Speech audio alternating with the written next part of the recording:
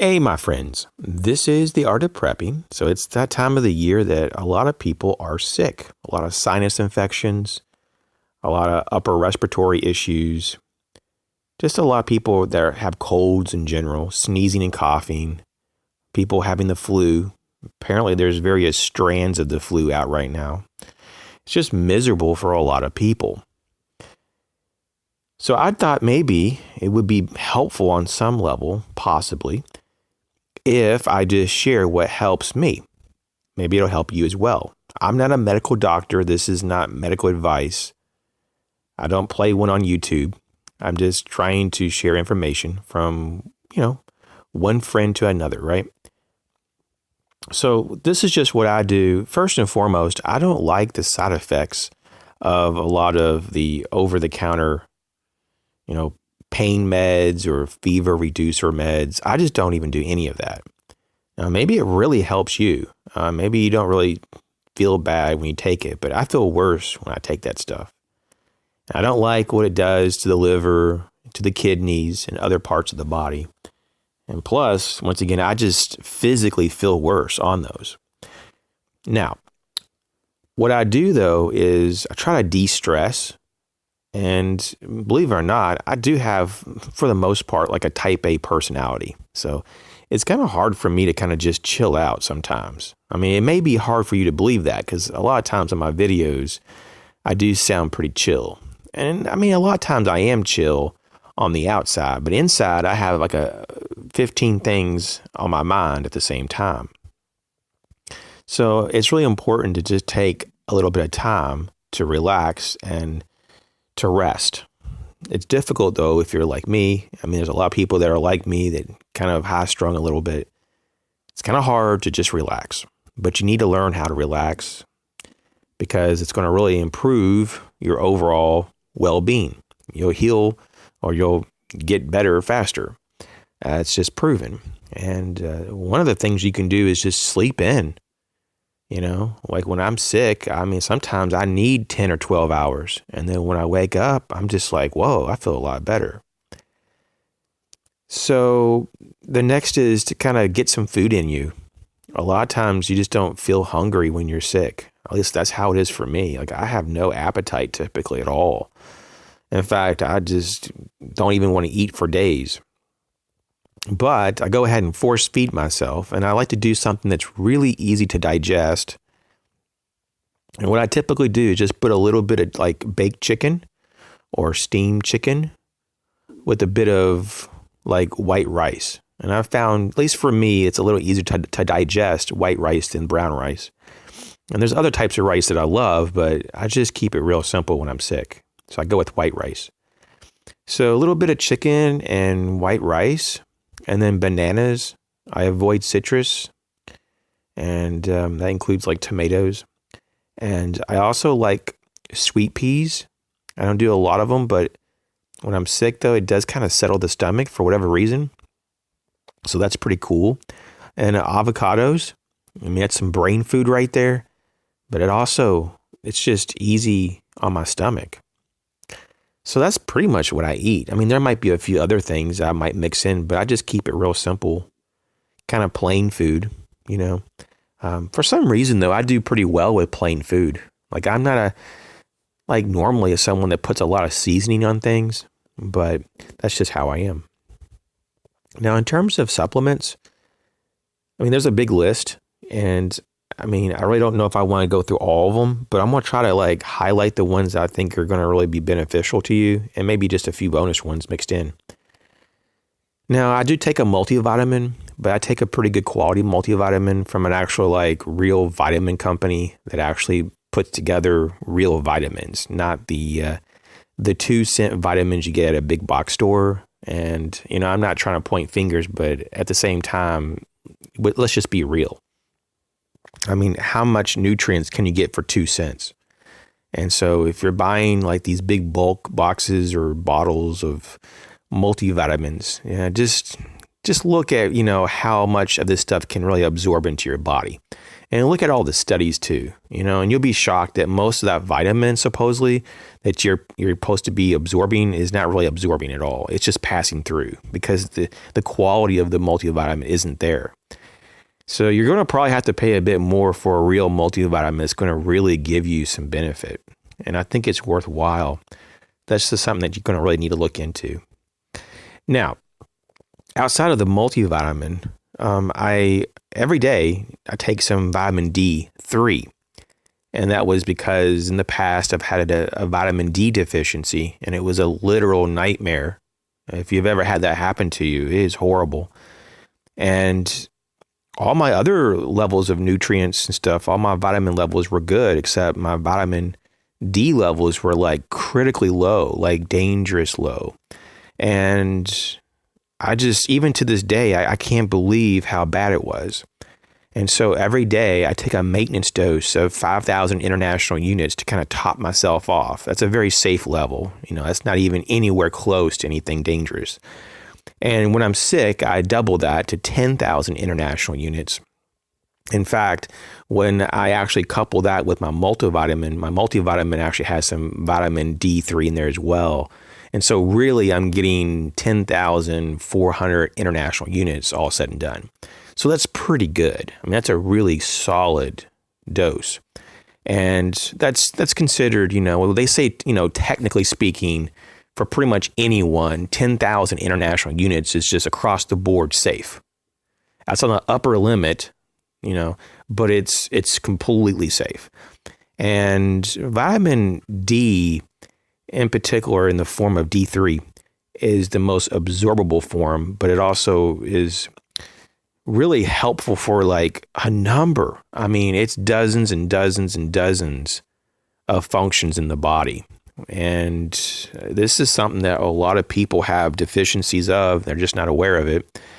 And so if you're not eating like certain types of fish, if you're not out in the sun enough, then you're probably going to be deficient. Now, vitamin D3 is not just a vitamin, but it's also the body's master hormone. People don't even know about that either. I have videos on this, but I don't think a lot of people watch those. Because sometimes, when you have someone that's into preparedness and they're trying to tell you details about something, a lot of people don't want to hear that. They want to hear about all the fun gear and toys, all the prepper gear. But when it comes to like the real specifics, either people don't have the patience for it or they don't really want to trust another person. But I have done my due diligence and I have looked into this, and I can tell you for a fact that I know this, that D3 is important to get on a regular basis. And this brings me to the next vitamin that you need to take if you're taking any type of vitamin D supplement. And there are two different forms, vitamin D2 and D3. You should be definitely looking at the D3. It's just better overall. But if you're taking that stuff, you definitely want to take a good dose of K2, vitamin K2.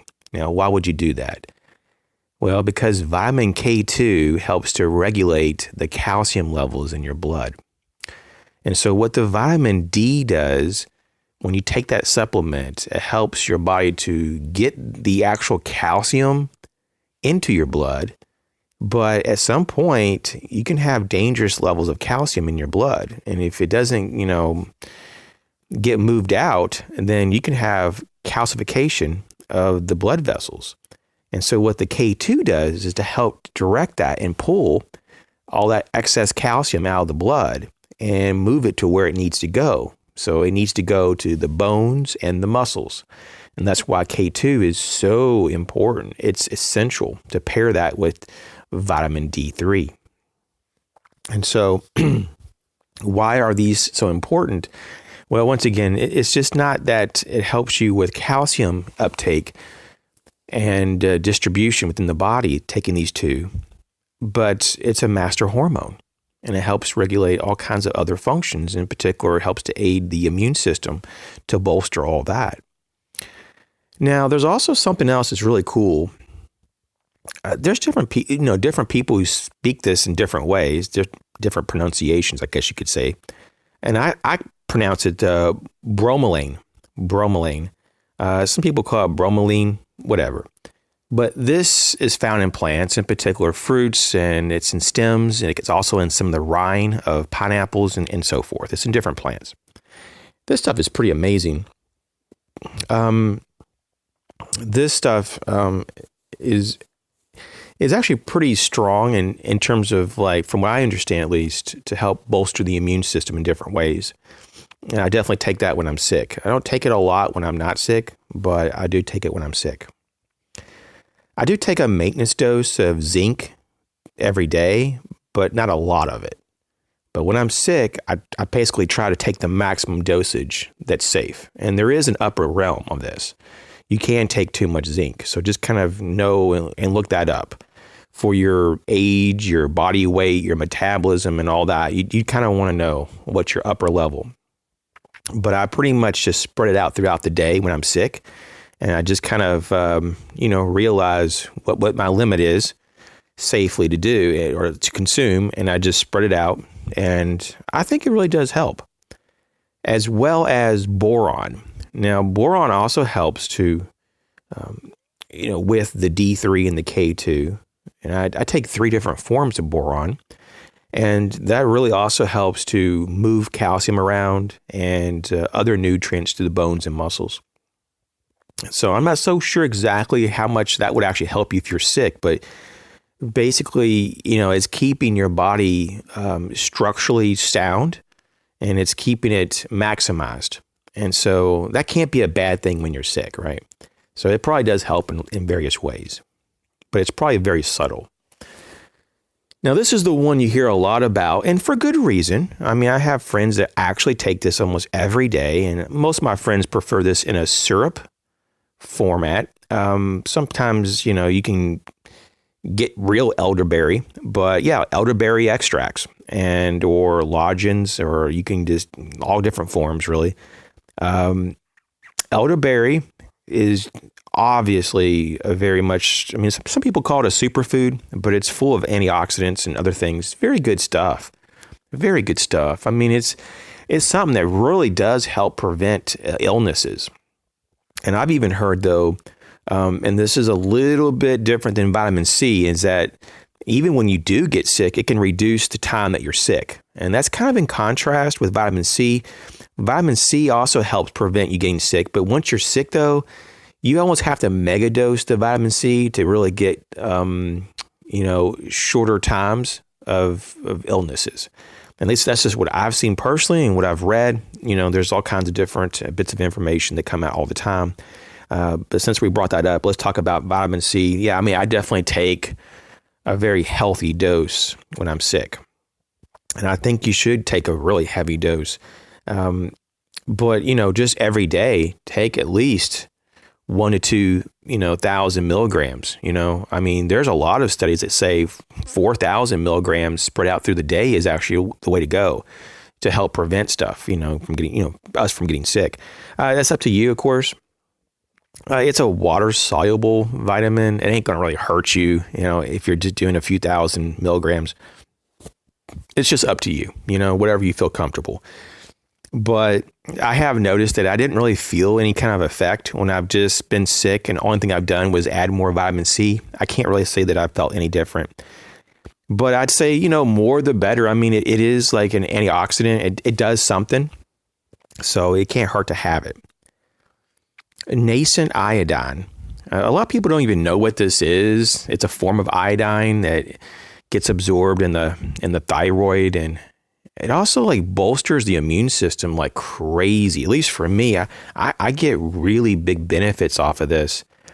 I don't really take it on a regular basis, though. I probably should, but it's a little expensive, and I really personally can't really afford to continuously take it all the time. But I keep a couple of bottles in reserve for emergencies if I get sick. And this stuff will kick in, and sometimes within a very short period of time, like a matter of hours, I can already start to feel quite a bit better. And I don't think that's just psychological, because this has happened over and over and over for years now. I just feel a lot better when I take this stuff. Also, when I get really sick, I take some colloidal silver. A lot of people know about silver and how it kind of has various properties, and it's being used in the medical system, but you can actually, have it in a fluid. It's like a type of, oral suspension fluid that you can just take a little bit of it, and it really just kind of goes to the body and just really kills a lot of the stuff. So colloidal silver, it's not that cheap, but it's not that expensive. You can get some pretty big bottles of it, and it'll be good for years too. I mean, it ain't going to go bad. So yeah, nascent iodine and colloidal silver, you want to check into that.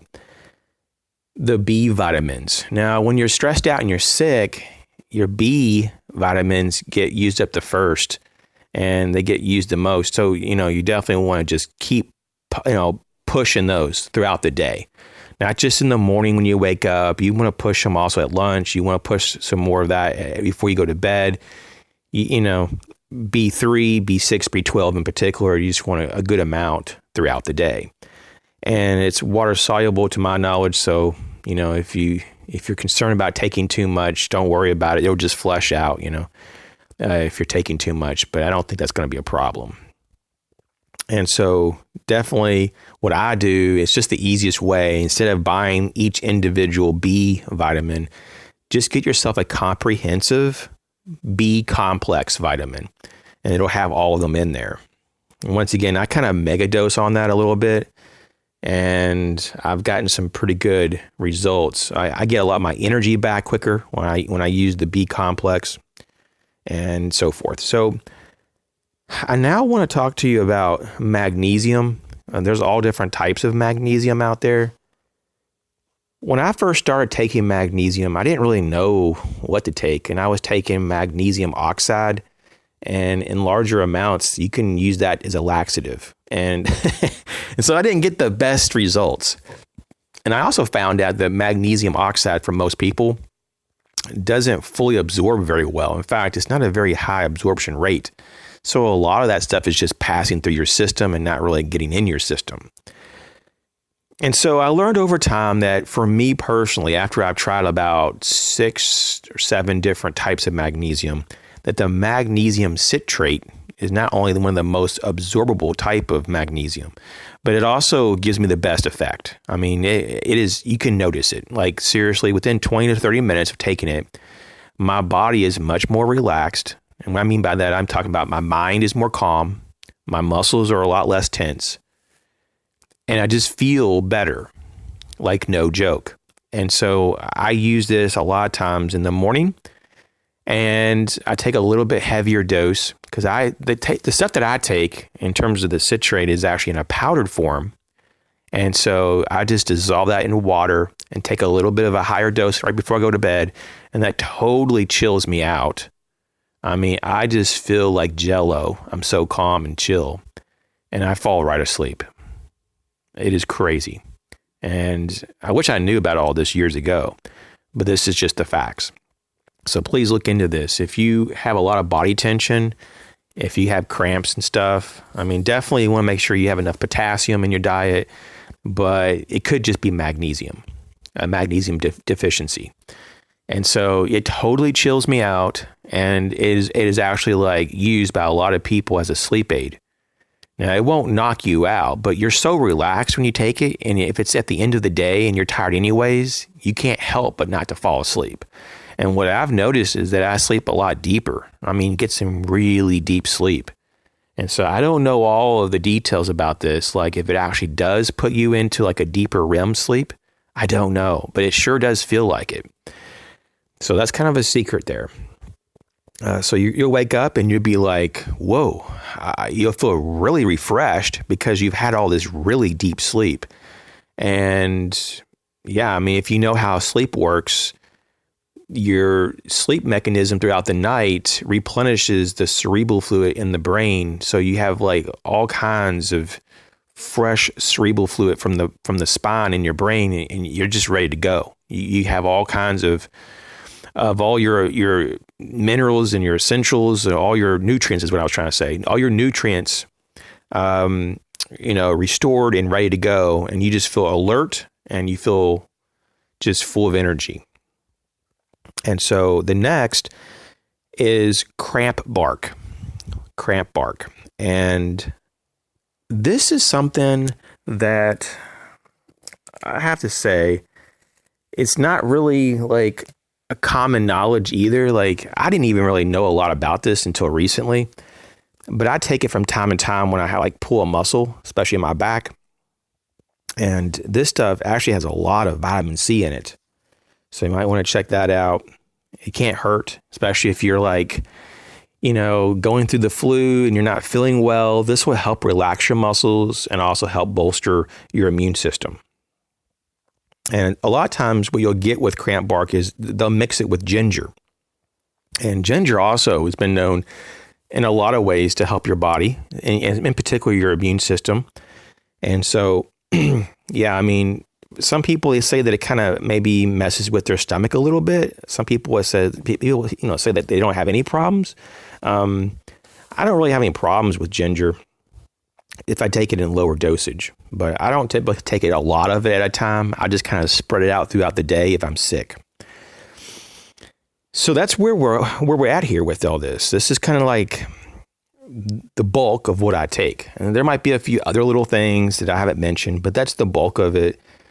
I hope this helps you. I hope you're not sick right now, but if you are, know that, you'll get over it.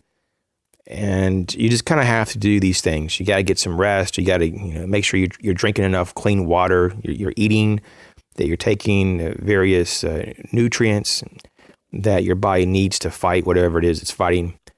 You just have to give yourself some time.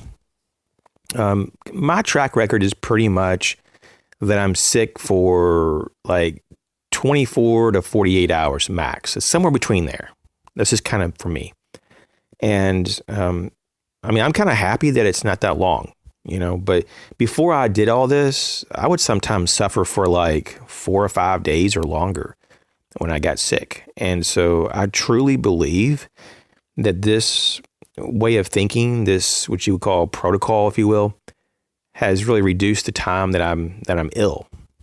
And so just something to look at, something to consider. Maybe just try various elements, if anything, and see if it doesn't give you a little bit better recovery time. But what I can tell you is that it all makes sense. It makes sense. When you give your body what it needs, it can do what it needs to do faster and more efficiently. So you guys take care, be well, and I'll catch you on the next video.